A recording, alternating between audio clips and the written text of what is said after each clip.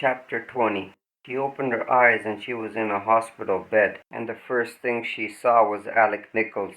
"There's nothing in the house for you to eat," she whispered, and started to cry.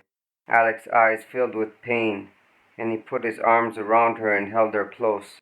"Elizabeth!" And she mumbled, "It's all right, Alec. Everything is fine." And it was. Every inch of her body felt bruised and beaten, but she was alive, and she could not believe it. She remembered the terror of that drive down the mountain, and her body went cold. "How long have you been here?" Her voice was weak and hoarse. "They brought you in 2 days ago. You've been unconscious since then. The doctor said it was a miracle. According to everybody who saw the scene of the accident, you should be dead. A service crew came across you and rushed you in here. You have a concussion and a hell of a lot of bruises. But, thank the Lord, there's nothing broken." He looked at her, puzzled, and said, "What were you doing up there on that fire break road?" Elizabeth told him. She could see the horror on his face as he lived through the terrible ride with her. He kept repeating, "Oh my God," over and over. When Elizabeth had finished, Alec was pale. "What a stupid, terrible accident." "It wasn't an accident, Alec." He looked at her, puzzled. "I don't understand." How could he? He had not read the report, Elizabeth said. "Someone tampered with the brakes." He shook his head incredulously. "Why would anyone do that?" "Because," she could not tell him. Not yet. She trusted Alec more than she trusted anyone else, but she was not ready to talk. Not until she felt stronger. Not until she had had time to think. "I don't know," she said evasively. "I'm just sure someone did." She watched him and she could read the changing expressions on his face. They went from disbelief to puzzlement to anger. "Well, we're certainly going to find out." His voice was grim. He picked up the telephone, and a few minutes later he was talking to the chief of police in Olbia. "This is Alec Nichols," he said. Yes, she's fine, thank you. Thank you, I'll tell her. I'm calling about the Jeep she was driving. Could you tell me where it is? Would you keep it there, please? And I'd like you to get hold of a good mechanic. I'll be there in a half an hour." He replaced the receiver. "It's in the police garage. I'm going over." "I'm coming with you." He looked at her in surprise. "The doctor said you must stay in bed for at least another day or two. You can't." "I'm coming with you," she insisted stubbornly. 45 minutes later, Elizabeth checked her bruised and swollen body out of the hospital over a doctor's protests and was on her way to the police garage with Alec Nichols. Luigi Ferraro, the chief of police of Olbia, was a swarthy middle-aged sardo with a large stomach and bandy legs. Next to him was Detective Bruno Campagna, who towered over his chief. Campagna was a muscularly built man in his 50s, with an air of solid competence. He stood next to Elizabeth and Alec, watching the mechanic examine the underside of a Jeep that was raised on a hydraulic hoist. The left front fender and radiator had been smashed, and they were streaked with the sap of the trees that they had crashed into. Elizabeth had felt faint at her first sight of the car, and she had had to lean on Alec for support. He looked at her with concern. "Are you sure you're up for this?" "I feel fine," Elizabeth lied. She felt weak and terribly tired, but she had to see for herself. The mechanic wiped his hands on a grease cloth and walked over to the group. "They don't build them like that anymore," he said. Thank God, Elizabeth thought. Any other car would have been in bits and pieces. "What about the brakes?" Alec asked. "The brakes? They're in perfect condition." Elizabeth felt a sudden sense of unreality engulfing her. What do you mean?" "They're working fine. The accident didn't hurt them at all." "That's what I meant when I said that they don't build—" "That's impossible," Elizabeth interrupted. "The brakes weren't working on that Jeep." "Miss Roth believes that someone tampered with them," Chief Ferrero explained. The mechanic shook his head. "No, sir." He walked back to the Jeep and pointed to the underside. "There's only two ways you can fregare." He turned to Elizabeth. "Excuse me, signorina. Screw up the brakes on a Jeep. You can either cut the brake links or you can loosen this nut." He indicated a piece of metal on the underside. "And let the brake fluid run out. You can see for yourself that this link is solid. And I checked the brake drum. It's full." Chief Herrero said to Elizabeth soothingly. I can understand how in your condition it could. Just a moment, Alec interrupted. He turned to the mechanic. Isn't it possible that those links were cut and then replaced, or that someone drained the brake fluid and then filled it again? The mechanic shook his head stubbornly. Mister, those links ain't been touched. He took his rag again and carefully wiped off the oil around the nut that held the brake fluid. See this nut? If anyone had loosened it, there'd be fresh wrench marks on it.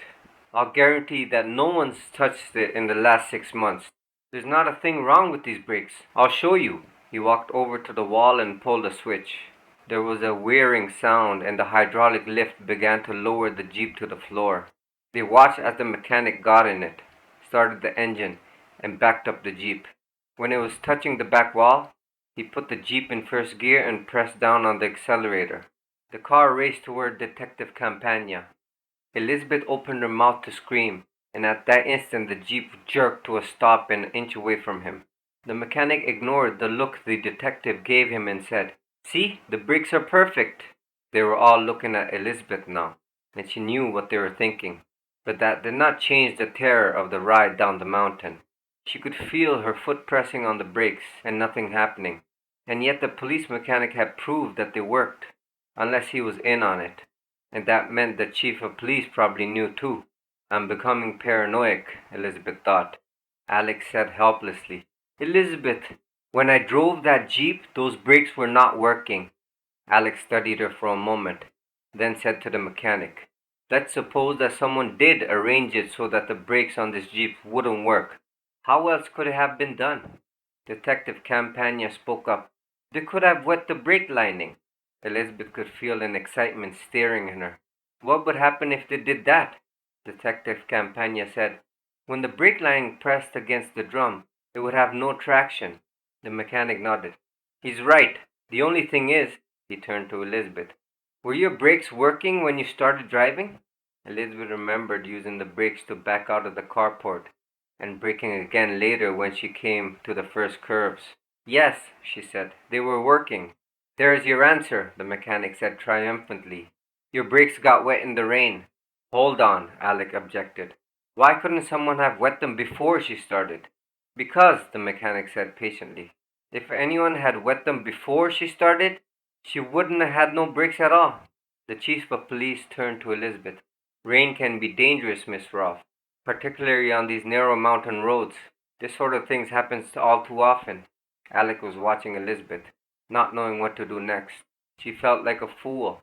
It had been an accident after all. She wanted to get out of there. She looked at the chief of police. I'm sorry to have put you to all this trouble. Please, it's a pleasure. I'm distressed about the circumstances, but it is always a pleasure to be of service. Detective Campagna will drive you back to your villa, Alex said to her. If you don't mind me saying so, old girl. You look ghastly. Now, I want you to hop into your bed and stay there for a few days. I'll order some groceries by telephone. If I stay in bed, who's going to cook? I am, Alex declared. That evening he prepared dinner and served it to Elizabeth in bed. I'm afraid I'm not a very good cook, he said cheerfully, as he set a tray down in front of Elizabeth. It was the understatement of the year, Elizabeth thought. Alec was a terrible cook. Every dish was either burned, underdone, or oversalted. But she managed to eat, partly because she was starving, and partly because she did not want to hurt Alec's feelings. He sat with her, making cheerful small talk. Not a word about what a fool she had made of herself at the police garage. She loved him for it. The two of them spent the next few days at the villa, with Elizabeth remaining in bed, and Alec fussing over her, cooking all the meals, reading to her. During that time it seemed to Elizabeth that the phone never stopped ringing. Ivo and Simonetta called every day to see how she was, and Elaine and Charles and Walter. Even Vivian called. They all offered to come and stay with her. I'm all right, she told them. There's no reason for you to come. I'll be returning to Zurich in a few days. Reese Williams called. Elizabeth had not realized how much she had missed him until she heard the sound of his voice. I hear you decided to give Elaine some competition, he said, but she could hear the concern in his voice. Wrong. I only race on mountains, downhill. It was incredible to her that she could joke about it now. Reese said, I'm glad you're all right, Liz. His tone, as much as his words, warmed her. She wondered if he was with another woman now, and who she was. It would be someone beautiful, of course. Damn her. Did you know you made the headlines? Reese asked. No. Heiress narrowly escapes death in a car accident, only a few weeks after her father, the well-known... You can write the rest of the story yourself. They spoke on the phone for half an hour, and when Elizabeth hung up, she was feeling much better. Reese seemed so genuinely interested in her, and concerned. She wondered whether he made every woman he knew feel that way about him. It was part of his charm. She remembered how they had celebrated her birthdays together. Mrs. Reese Williams. Alec walked into the bedroom. He said, "You look like the Cheshire Cat." "Do I?" Reese had always been able to make her feel that way. Perhaps, she thought, I should tell Reese about the confidential report. Alec had arranged for one of the company planes to fly them back to Zurich. "I hate to take you back so soon," he said apologetically, "but there are some rather urgent decisions that have to be made." The flight to Zurich was uneventful. There were reporters at the airport. Elizabeth made a brief statement about her accident, and then Alec had her safely inside the limousine and they were on their way to the company headquarters. She was in the conference room with all the members of the board, and Reese present. The meeting had been going on for the past 3 hours, and the air was stale with cigar and cigarette smoke. Elizabeth was still shaken from her experience, and she had a pounding headache. "Nothing to be concerned about, Miss Roth. When the concussions wear off, the headaches will go away." She looked around the room at the tense, angry faces. "I've decided not to sell," Elizabeth had told them. They thought she was being arbitrary and stubborn. If they only knew how close she had come to giving in. But now it was impossible. Someone in this room was an enemy. If she quit now, it will be his victory. They had all tried to convince her, each in his own fashion. Alex said reasonably, "Sons needs an experienced president, Elizabeth, particularly now. For your own sake, as well as everyone's, I would like to see you walk away from this." Ivo used his charm. "You're a beautiful young girl, Carissima. The whole world is yours. Why do you want to become a slave to something as dull as business when you could be out, having a wonderful time, traveling?" "I've traveled," Elizabeth said. Charles used Gallic logic.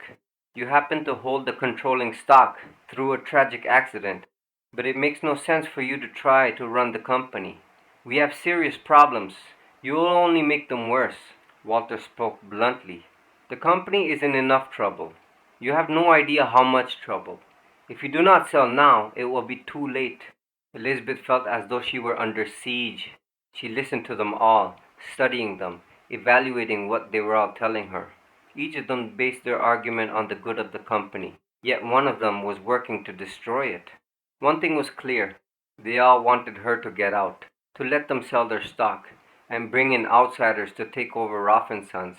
Elizabeth knew that the moment she did that, her chances of finding out who was behind this were finished. As long as she stayed here, on the inside, there was the possibility that she could learn who was sabotaging the company. She would stay only as long as she had to. She had not spent the last 3 years with Sam without learning something about the business. With the help of the experienced staff he had built up, she would continue to carry out her father's policies. The insistence from all the board members that she get out now only made her stubbornly determined to remain. She decided it was time to end the meeting. "I've made my decision," Elizabeth said. "I don't plan to run this company alone. I'm aware of how much I have to learn. I know I can count on all of you to help me. We'll deal with the problems one by one." She sat at the head of the table, still pale from her accident, looking small and defenseless. Ivo threw up his hands helplessly. "Can anyone talk logic into her?" Reese turned to Elizabeth and smiled. "I think everyone's going to have to go along with whatever the lady wants to do."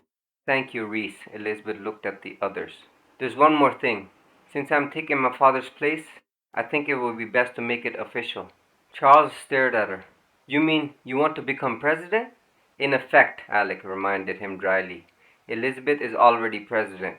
She's merely showing us the courtesy of letting us handle the situation gracefully."